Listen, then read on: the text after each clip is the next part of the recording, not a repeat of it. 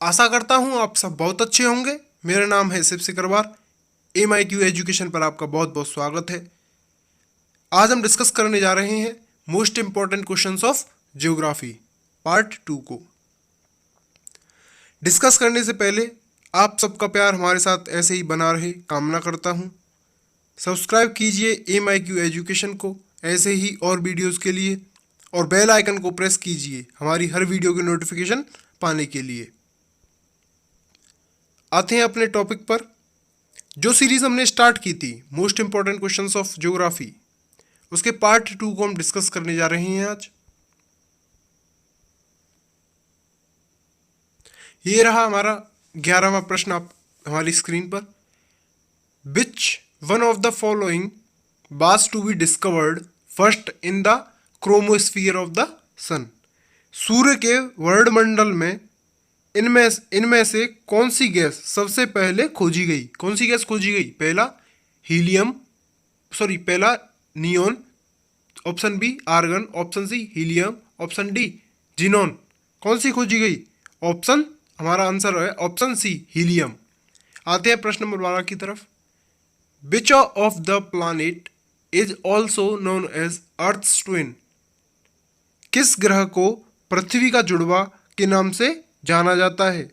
किसको जाना जाता है? Option number A Mercury, option number B Venus, option number C Jupiter, या ऑप्शन नंबर डी सैटर्न। हमारा आंसर होगा ऑप्शन नंबर वी, वीनस, शुक्र। आते हैं प्रश्न नंबर 13 की तरफ। The scientist who first discovered that the earth revolves round the sun was. पहले वैज्ञानिक जिन्होंने यह खोजा कि पृथ्वी सूर्य के चारों तरफ घूमती है, वो कौन थे?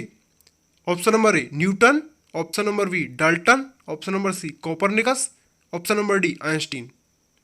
हमारा आंसर होगा ऑप्शन नंबर सी कोपरनिकस। आते हैं प्रश्न नंबर 14 की तरफ।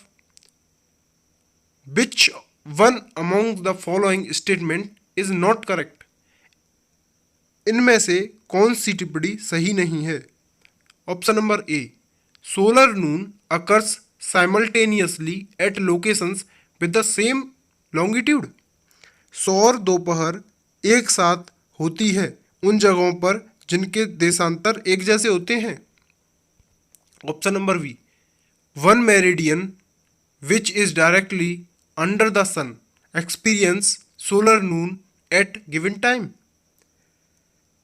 एक मध्यन जो कि सूर्य के नीचे सीधे आती है अनुभव करती है सौर दोपहर का एक समय पर। Option number C places having same longitude experience solar noon at different times. जगह जिनके देशांतर एक जैसे होते हैं अनुभव करती हैं सौर दोपहर का अलग अलग समय में। Option number D solar Noon occurs at different times at locations with the same latitude। सौर दोपहर अलग अलग समय में एक ही जैसे देशांतर में होती हैं। हमारा ऑप्शन आंसर होगा option number C places having same longitude experience solar noon at different times. जगह जिनके देशांतर एक जैसे होते हैं अनुभव करते हैं सौर दोपहर का अलग अलग समय में। आते हैं प्रश्न नंबर 15 की तरफ।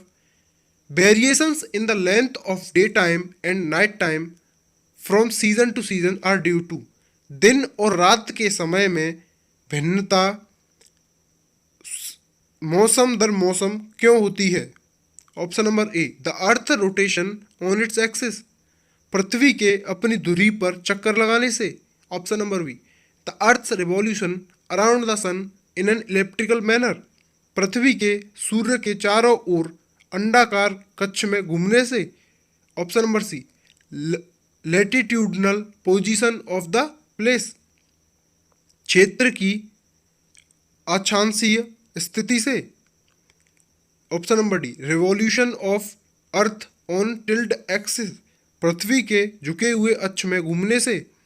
हमारा आंसर होगा option number B the earth revolution round the sun in an elliptical manner. पृथ्वी के सूर्य के चारों ओर अंडाकार कक्ष में घूमने से। आते हैं क्वेश्चन नंबर 16 की तरफ। How long does light takes to reach the earth from the sun? रोशनी प्रकाश को कितना समय लगता है पृथ्वी तक पहुंचने में? कितना समय लगता है? Option number A about 4 minutes, 4 minute के आसपास। Option number be about 8 minutes, 8 minute के आसपास। Option number see about 24 minutes, 24 minute के आसपास। Option number D about 24 hours, 24 घंटे के आसपास। तुम्हारा आंसर होगा option number be about 8 minutes, 8 minute के आसपास। आते हैं प्रश्न नंबर 17 की तरफ। The shortest day length that occur in the northern hemisphere is on? सबसे छोटा दिन उत्तरी गोलार्ध में कौन सा होता है? ऑप्शन नंबर ए 21 मार्च, ऑप्शन नंबर बी 23 सितंबर, ऑप्शन नंबर सी 22 नवंबर, ऑप्शन नंबर डी 22 दिसंबर। ऑप्शन ए 21 मार्च, ऑप्शन बी 23 सितंबर, ऑप्शन सी 22 नवंबर, ऑप्शन डी 22 दिसंबर। हमारा आंसर होगा ऑप्शन नंबर डी 22 दिसंबर। How does the sun get its energy? सूर्य ऊर्जा कहां से लेता है? Option number A from gravitational pressure, गुरुत्वाकर्षण के दबाव से। Option number B from nuclear fission, परमाणु विखंडन से। Option number C from nuclear fusion, परमाणु संलयन से। या फिर option number D none of these, इनमें से कोई नहीं। आते हैं क्वेश्चन नंबर हाँ हमारा आंसर होगा option number C from nuclear fusion, परमाणु संलयन से। आते हैं प्रश्न नंबर 19 की तरफ। Which of the following statements regarding the duration of day and night is correct? इनमें से कौन सी टिप्पणी रात और दिन के बारे में सही है? Option number A difference is least near the equator and progressively increases away from it. भूमध्य रेखा के पास अंतर कम होता है और दूर जाने पर बढ़ता जाता है। Option number B difference in is maximum at the equator and progressively decreases away from it. भूमध्य रेखा पर अंतर ज़्यादा होता है और दूर जाने पर कम होता जाता है। Option number C difference is least at the tropics and progressively increases towards the equator and poles. कटिबंधों के पास अंतर कम होता है और बढ़ता जाता है भूमध्य रेखा और ध्रुवों पर। आते हैं ऑप्शन नंबर डी पर। Difference is maximum at the tropics and progressively decreases towards the equator and poles. कटिबंधों पर अंतर सबसे ज़्यादा होता है और कम होता जाता है भूमध्य रेखा और ध्रुवों पर। तो हमारा ऑप्शन होगा option number A is correct. Difference is least near the equator and progressively increases away from it. भूमध्य रेखा के पास अंतर कम होता है और दूर जाने पर बढ़ता जाता है। आते हैं क्वेश्चन नंबर 20 की तरफ। Mars atmosphere and volatile evolution mission is.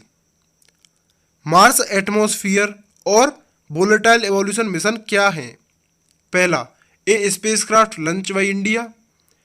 Option number A भारत द्वारा प्रक्षेपित अंतरिक्षयान।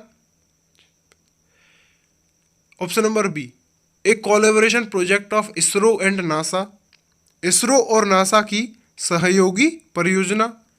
या फिर option number C a spacecraft launch by USA द्वारा प्रक्षेपित अंतरिक्षयान।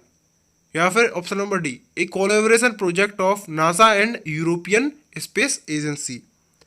नासा और यूरोपियन स्पेस एजेंसी द्वारा सहयोगी परियोजना।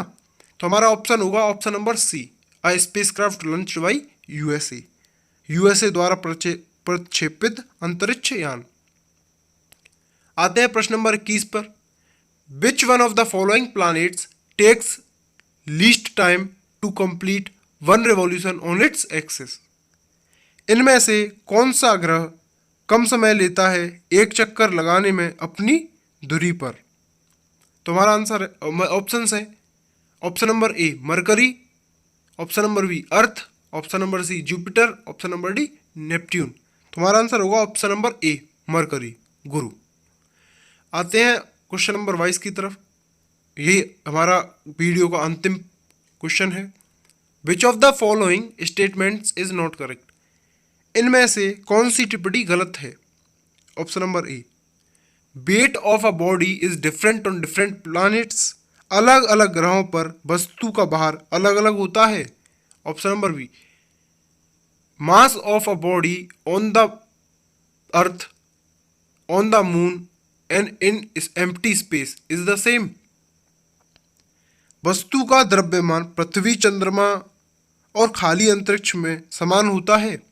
Option number C weightlessness of a body occurs when the gravitational force acting on it are counter balanced. वजनहीनता वस्तु की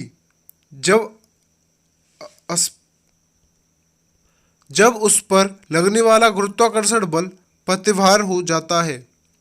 option number D weight and mass of a body are equal at sea level on the surface of earth. वजन और द्रव्यमान वस्तु का बराबर होता है समुद्र स्तर पर, पृथ्वी की सतह पर। तुम्हारा आंसर होगा option number D weight and mass of a body are equal at sea level on the surface of the earth. वजन और द्रव्यमान वस्तु का बराबर होता है समुद्र स्तर और पृथ्वी की सतह पर। तो ये थे हमारे आज के क्वेश्चंस। आपका बहुत बहुत धन्यवाद वीडियो देखने के लिए। अगर आपको वीडियो अच्छी लगी हो तो लाइक के बटन को दबाइए और MIQ एजुकेशन को सब्सक्राइब कीजिए ऐसे ही और वीडियोस देखने के लिए।